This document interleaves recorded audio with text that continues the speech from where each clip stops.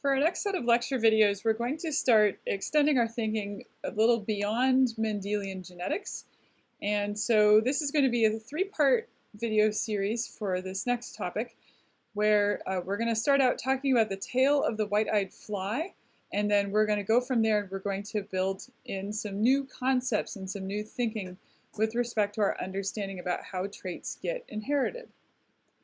So this first video is just going to focus on this story of the white-eyed fly, and we're going to talk about some interesting hypotheses here. So to, again, sort of set the stage for where we are so far, so in terms of thinking about genetics, we've learned a lot about single gene traits and simple dominant recessive inheritance. Those seem like some easy days now. We've learned about things like codominant traits and incomplete dominance. We've learned about sex-linked traits. And we've also examined dihybrid crosses and, even more than two traits simultaneously. So now we need to talk about this tale of the white-eyed fly. So this is a story that centers around a scientist named Thomas Morgan and the students that did research with Thomas Morgan. And so in Morgan's lab, this research group primarily worked with the glorious animal known as the fruit fly. And you might wonder, well, why fruit flies? They seem like such a little nondescript insect. What's the big deal? Well, it turns out that that's kind of in their favor. They tend to get a lot of single gene mutations, and it's really easy to rear a whole bunch of them. And it only takes about 2 weeks to go from one fly generation to the next fly generation. So there are a lot of really great advantages for working with them for studying genetics questions.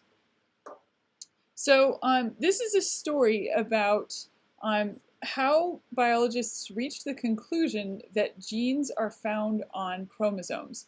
We've talked about this a little bit in the abstract, but hopefully this story will convince you that you can test this idea directly.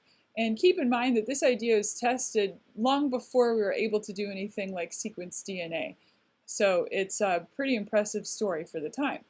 So the way the story goes is one day there was a biologist working in Morgan's lab, a gentleman named Bridges, who found a male that had a new mutation. So this male fly had white eyes, as you can see in this photo here. So here's a white-eyed male fly. So upon discovering this new mutation, they thought, well, what do you do when you find a new mutation? Well, obviously you mate it with another fly. So they crossed this white-eyed fly, so this white-eyed male fly,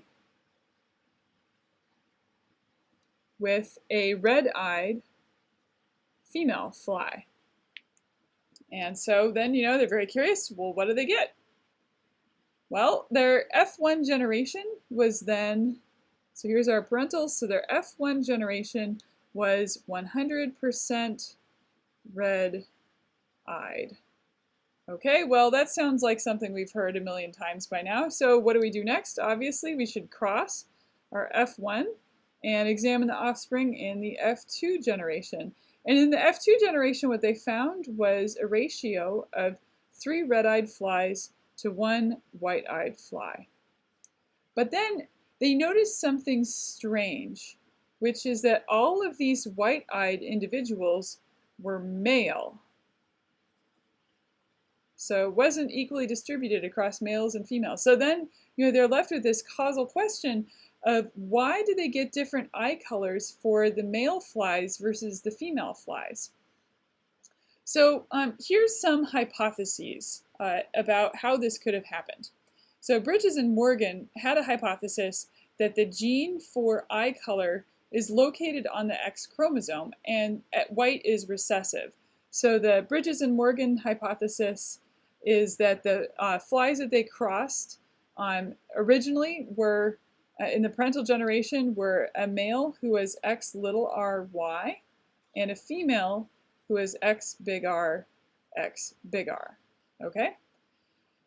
But there's another possibility, which is that maybe this trait of white eyes is located on the Y chromosome. So hypothesis 2 would be that we've got, XX crossed with XYW, right? So the X chromosomes aren't even involved. And then there's a third hypothesis, which is that there could be some kind of sex-gene interaction. So this is an ordinary cross, but somehow this trait gets suppressed in females by females being female. So that could be what's going on. But hopefully you can already see that cross number 1 would already eliminate this Y chromosome hypothesis, right? Because if this were the case, then, and we have a white-eyed male fly here, we'd expect to see white eyes in the F1 generation, right? So they should be XYW, all of the males. All of them should be white-eyed. But no, they had red eyes. So this Y chromosome hypothesis can be tossed out pretty quickly. So let's look at how this first cross might look if the gene was on the X chromosome. So if it were on the X chromosome, then what that would mean is, right, so our males are X little r Y, our females are X big R, X big R. So if we think about the gametes they could produce, here's that cross, right? And remember, so the female can only produce a single type of gamete because X big R is the same as X big R. So what that would mean is that their offspring would be X big R, X little r females, and X big R, Y males. And so this then would mean everyone has a big R allele, so all of the offspring would be red-eyed, right? And that's what we observed.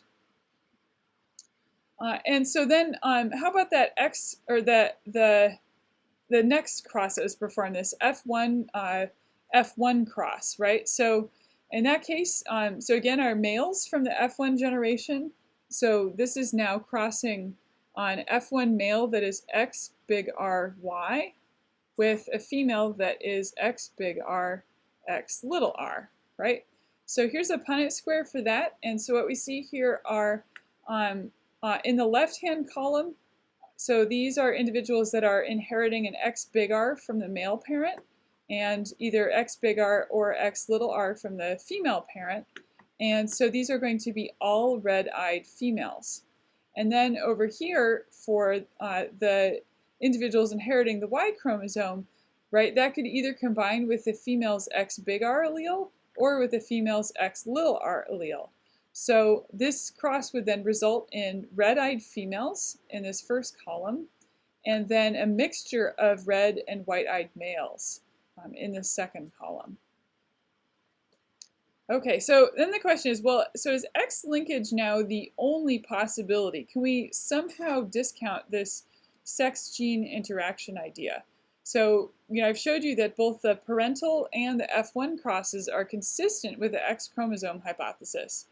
But this is still also consistent with this females can't express it hypothesis, because we're still only seeing males that have white eyes. And our ratios do match with Mendelian expectations overall. So what can we do under those circumstances? Well, the best thing to do in this case is a type of test cross.